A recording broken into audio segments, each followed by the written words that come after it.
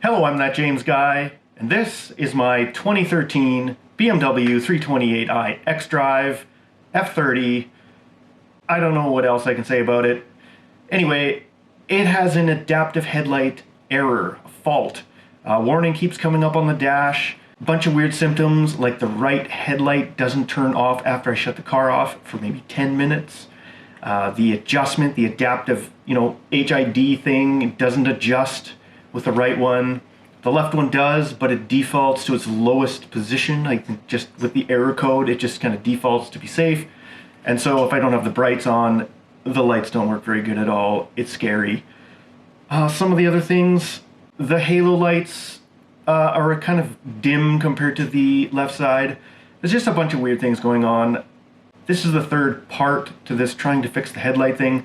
First time I tried a new module in the headlight itself. That didn't fix it. Next I took it to Bowtie Tech Corp, where there's a really good BMW guy there, Mark.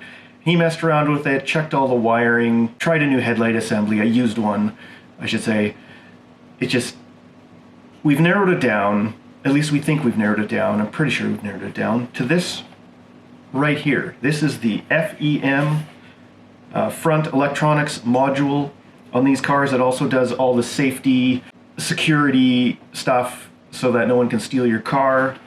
You cannot use a used one. You can't put one in and program it with normal BMW programming equipment because it's VIN locked to the previous car, and they don't let you, for I guess theft reasons, they don't let you program them. But there's a few places online where you can send a donor and your old one along with your key, and they will basically pull the programming right out of the chip and clone it into your used one. So that's what we're going to do here.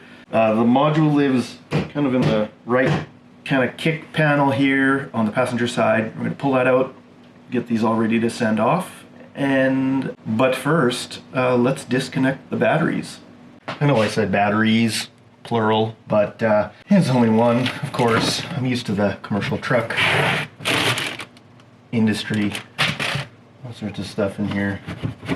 Yeah. Comes out, revealing the battery. Well, that's simple. Okay, all you have to do is disconnect the negative lead, negative terminal. Pretty straightforward. Just take that off and stick it down there, and that's it. Okay, before I forget, top tip, you gotta tie a rag. I've used a couple grocery bags into the hook. You do not want this trunk to close because you cannot open it without battery power. Very crucial that you don't let this trunk close. It would be horrible if this trunk closed. I don't even know what I'd do. Okay, now for the interior. I've never done this before, nor have I read any instructions, but I'm assuming I can just pull on stuff.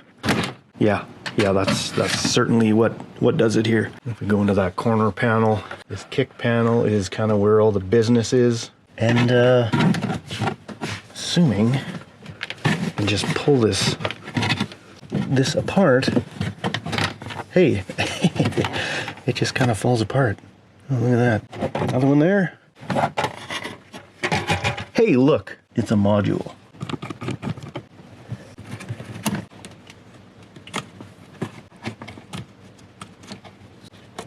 Like that.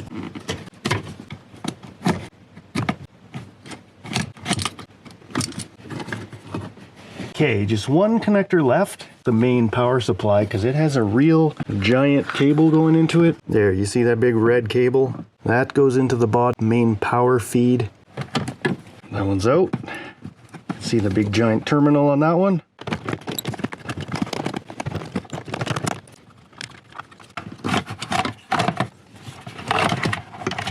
So you can see how ridiculous this is. There's fuses on here, so if you ever had to change one of these fuses, you'd be screwed. Oh well. Anyway, I'll send this thing away. Hopefully it happens quick. And next scene will be me putting this back in, I hope. But first, hit the like button, subscribe. It's the only way I'm going to become a YouTube billionaire and make awesome videos just like this one for you.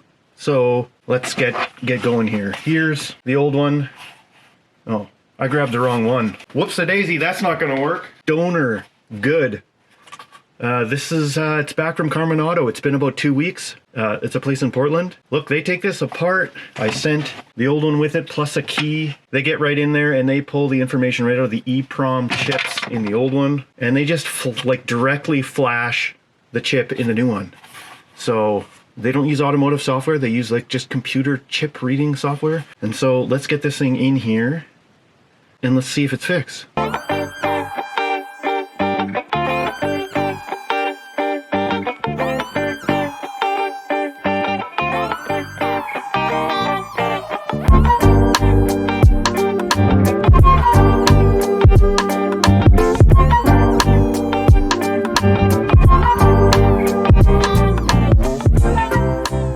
So is it fixed?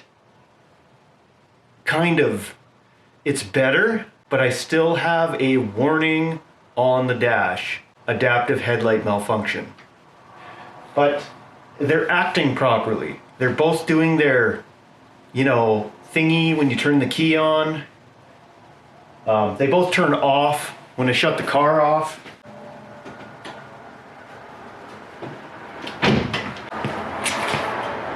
Well, that one took longer, but it's going out. So I'm gonna bring this thing back to Bowtie Tech Corp. I'm gonna see if he can plug in. Maybe there's some calibration, routine, something that we can do.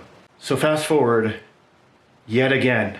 All right, I finally fixed my BMW. All of my BMW problems are gone. Well, that's because there's someone else's now. There it goes. My BMW, gone forever. Because I've replaced her with this car right here. And as you saw in a previous video, yeah, that's an interesting choice I made, didn't I? Anyway, what we ended up doing was we put that FEM in. It was acting weird, as you saw. Took it to Bowtie again. Mark tried some programming. It thought it had 2 VINs in the car. The car was so confused, it didn't even know what to do, but it ran. And he finally got it all programmed up. It still was acting funny, but it was acting weird. It was acting differently than the other FEM, the original one. They were programmed identically. Something weird going on. So he recommended we need to get a fresh, brand new FEM from BMW.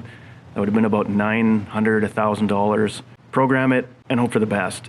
And I'm at the point with a BMW with 189,000 kilometers on it.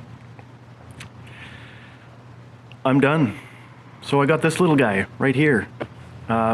Let's come up with a name for her. I think she's gonna be called Bianca because it looks like a hamster or a mouse, like off The Rescuers Down Under. Remember that movie? Anyway, I hope you found this useful or at least mildly entertaining. Definitely wasn't useful. Bit of a plot twist. Yeah, I will see you next time.